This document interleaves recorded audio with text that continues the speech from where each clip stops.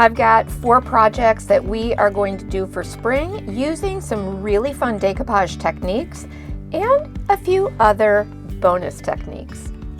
Hi, I'm Lynn from EJG'S. My passion is not only for creating, but for inspiring and instructing next level techniques for home decor in a vintage style. And we hope that you are inspired to create these projects along with us. Now let's decoupage. First, I'm going to go ahead and prep all of my pieces. This is a wood slice that I am painting with my Fusion Mineral Paint Victorian lace. And while I've got that paint out, I'm going to go ahead and base coat these paper mache German style candy boxes and this 2-part oval frame from EJG'S. The wall pocket is one that I picked up at an estate sale a few weeks ago. It's metal, so I'm going to prime it with PENTART's bonding primer and give that 2 coats, then allow it to dry overnight for 24 hours. Let's start project number 1. I need to make a paper pattern, so I'm using one of those blank sheets that is inside the IOD inlay packs, the sheets that separate the inlay sheets. Then I'm going to trace around the painted edge of the wood slice.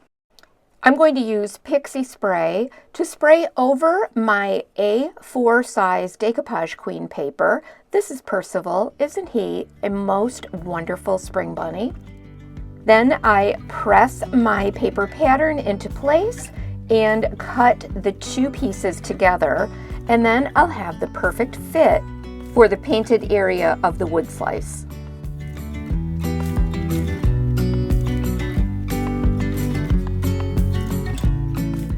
Position Sweet Percival the Rabbit over that painted area and then decoupage it in place. I'm using PENTART's Decoupage Varnish and Glue for my decoupage medium. Then I'll apply a coat right over the top and set it aside to dry. These kiln-dried wood slices have the bark attached, and sometimes the bark can get a little bit crummy, so I will use that same Decoupage Varnish and Glue to just coat the outside edge, and it's going to keep it nice and clean and prevent continued crumbling. This is a crown that was cast in black resin. I am giving it a coat of PENTART's Gold Antiquing Wax. These are a few pieces from the IOD Cibele Gilded Transfer. I'm just putting little random bits in the background to add some additional texture.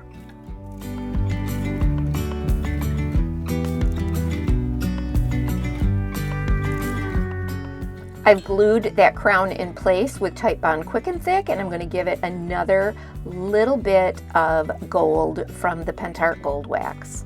Seriously, so cute. Really cute, and the companion paper called Penelope would be just as darling. For project 2, I'm using the EJG'S custom red geranium paper and this CALAMBOUR small floral paper. I'll decoupage my red geranium paper in place. This is one of our EJG'S custom 2-part birch plywood frames. Take that CALAMBOUR companion paper and decoupage that over the custom wood frame piece. Then set them both aside to dry completely.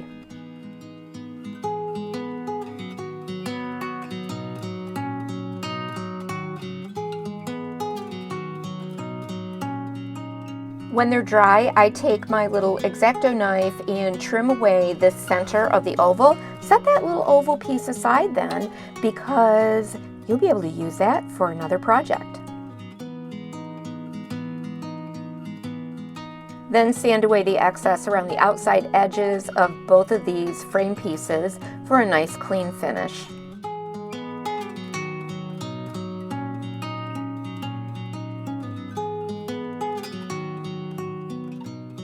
I'll glue these 2 frame pieces together, spreading the glue out nice and thin so that I don't have a lot of excess seeping out the edges.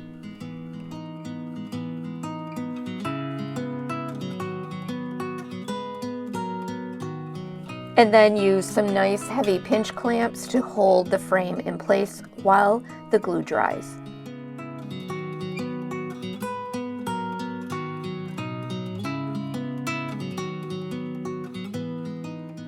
For the last step, I'm going to apply a finish over all of the decoupage.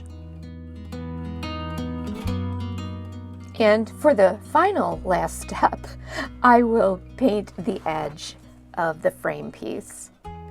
By the way, you also want to make sure that you have painted the back side of this frame to prevent any warping while it's drying. Wouldn't this make a pretty Mother's Day gift? Project 3 is that metal wall pocket that I've already prepped with 2 coats of PENTART's bonding primer. Now I'm going to take the MARCHE de Fleurs rice paper, decoupage paper from the Decoupage Queen Spring Collection, fit that into place along the upper edge, and then we will use the decoupage varnish and glue to glue that in place. Can you guess how many times I've used the word decoupage in this video?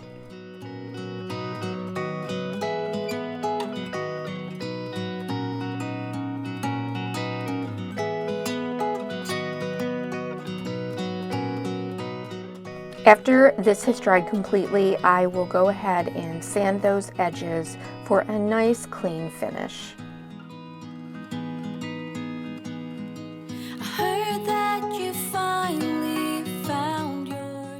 I'm using the Decoupage Queen A4 of the black and pink Harlequin paper to do the sides of my wall pocket. Hey, while you're here, we would just want to take a moment to thank you so much for hanging out with us here at EJG'S. If you find value in this video and in all of the project videos that we do, we would so appreciate it if you would go ahead and subscribe and hit the notification bell so that you don't miss our next video tutorials. We also go live twice a week, sharing next level projects and techniques for you to try yourself or for your inspiration.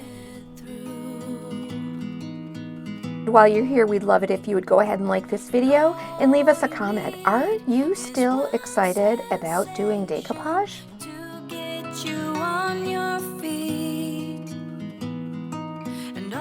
Okay, check this out. I am going to add just a little bit of extra something to this pretty French floral wall pocket.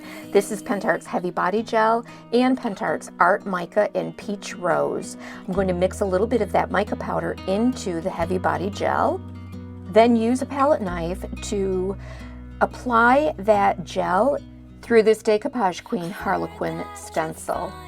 Then lift it straight up. You can see that I kind of focused my stencil techniques around the outer edges of this pretty wall pocket. I used a Q-tip to clean up any excess of the modeling paste that's outside of the pattern. Isn't this such a pretty French country wall pocket? To get you on your feet. For the last project, I'm going to be using another decoupage paper, just a little piece of this 4-pack. I'm going to apply one of the images on top of that German egg box. So I'm just tearing around this little girl, and later I'll be blending some paint around the outside of this image. I'll decoupage her in place. You can see that I have torn some pieces of this decoupage paper and created almost a little overlap so that I don't have a major fold or wrinkle in the image. I tear in kind of a strategic location so that that little tear doesn't become real obvious when it overlaps the other paper and gets glued down. Sometimes I'll also very carefully tear out a very thin wedge of that paper so that the two torn edges will meet. Now I'll move on to the bottom of the box, and again I am tearing into the paper at about 1-inch sections. Then I'm going to start decoupaging this onto the bottom of the egg box. And I will overlap those torn edges and try to get as smooth a finish as possible as I work my way around the outside. I'm careful not to apply any decoupage glue along that little edge that fits up into the top of the box. I'll let this all dry and then later come back and sand away the excess paper. To blend this paint, I have laid out a little bit of my decoupage glue, and I'm grabbing a touch of Fusion's Blue Pine, French Eggshell, and just a little bit of that Victorian lace. I'll use this little scruffy brush and mix together some of those paints along with the decoupage medium for just a touch of transparency, and I'll start to dab that into place. I definitely want to work some of that paint color right over top of the rice paper so that it all blends in nicely together.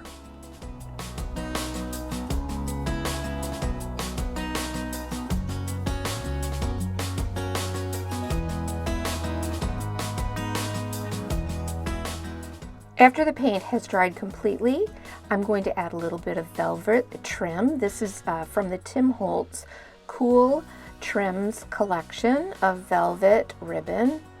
I'll hot glue that in place.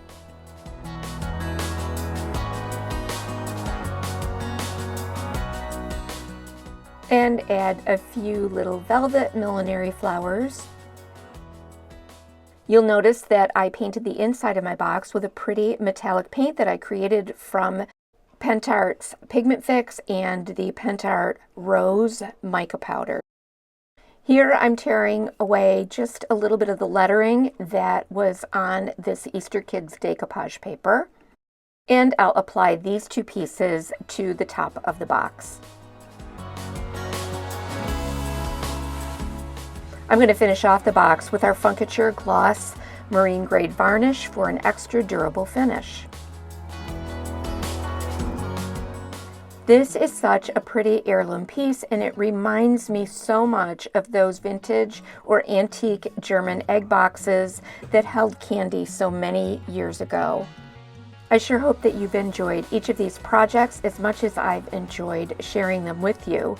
You can find all the products that we've used today linked in our description box below. You can also find them at our brick and mortar shop in Medina, New York, or at ljgoods.com.